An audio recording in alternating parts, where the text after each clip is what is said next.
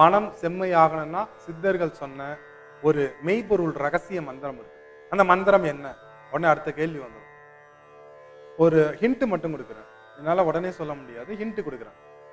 சரிங்களா?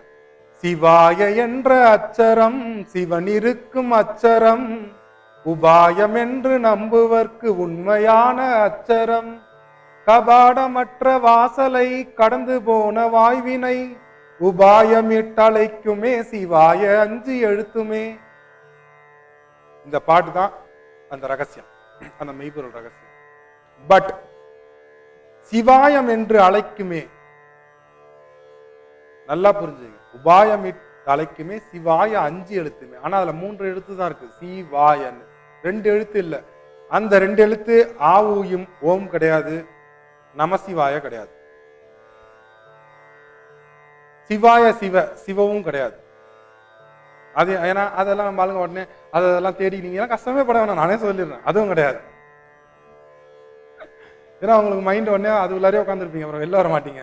அதையும் சொல்லிடுறேன், நீங்க போடுற நமசிவாயா கிடையாது, நம கிடையாது. திருப்பி ஒரு சிவ போட்டு சிவாய சிவவா சிவய சிவவான்னு திங்க் பண்ணாங்க, அது கிடையாது. இந்த 3 எழுத்து கிடையாது, ஓமும் கிடையாது, அவுமும் கிடையாது, அது கிடையாது. சிவாய என்று 5 எழுத்துன்னு சொன்னார், ஆனால் அவரே 3 எழுத்து தான் சொன்னார், 2 எழுத்த சொல்லல சிவவாக்கியரு. இல்ல என்னன்னு கேட்க, வாசிலாம் அதான் சிவா, அப்ப திருப்பி போடுங்க, வாசின்னா என்ன போ சிவான்னு அர்த்தம். இது என்ன, நீ எந்த சிம்பிள்லையும் தேட முடியாதுமா. ஒண்ணு சித்தர்களோட மறைபொருள ஒரு சித்தனால மட்டும்தான் ஓபன் பண்ண முடியும். அது 100 பேர் மீட்டிங்ல ஓபன் பண்ண முடியாது, காசுக்கு விற்க முடியாது. உங்களுக்கு அந்த தகுதி வந்துச்சுன்னா கொடுக்கலாம். என் குருநாதர் அது நீங்க குருநாதரை தேடி கண்டுபிடிச்சலாம் பெற வேணாம்.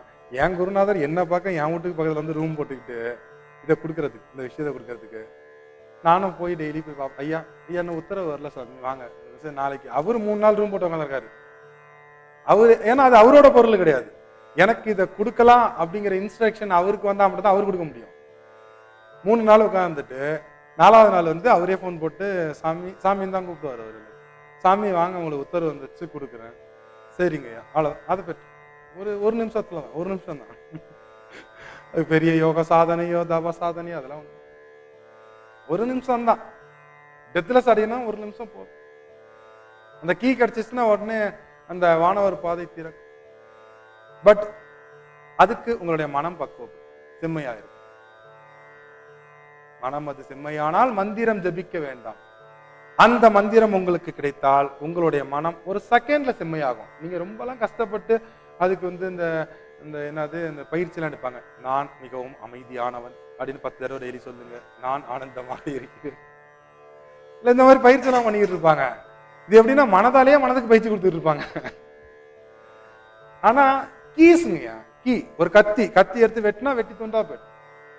உங்களோட பாவ வினைகளை போக்கணும்னா ஒரு தீய வச்சோம்னா அப்படியே பொசுங்கிடும், அது 1 நிமிஷத்துல எரிஞ்சிடும். மனம் அது செம்மையானால் மந்திரம், இந்த மந்திரம் கிடைச்சா உங்க மனம் செம்மை. மனம் அது செம்மையானால் வாசியை நிறுத்த வேண்டாம். வாசி யோக சீக்கிரம் தெரிஞ்சுங்க. இதுல சொல்ற மனம் அது செம்மையானால் வாசியை நிறுத்த வேண்டாம்.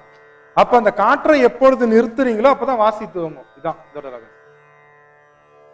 மனம் அது செம்மையானால் வாய்வினை பெருக்க வேண்டாம். அப்ப அந்த பிராணாயாமம் சொல்லி, பிராணாயாமங்கிற வார்த்தைக்கு அர்த்தம் என்ன தெரியுங்களா? மூச்சு காத்து கிடையாது. பிராணன்னா உயிர், யாமம்னா அருகாமையில் இருத்தல். உங்களோட சுவாச கலையை சரி செய்து உயிரின் அருகாமையில் நீங்கள் போய் விழிப்புணர்வுடன் நிற்கின்ற நிலை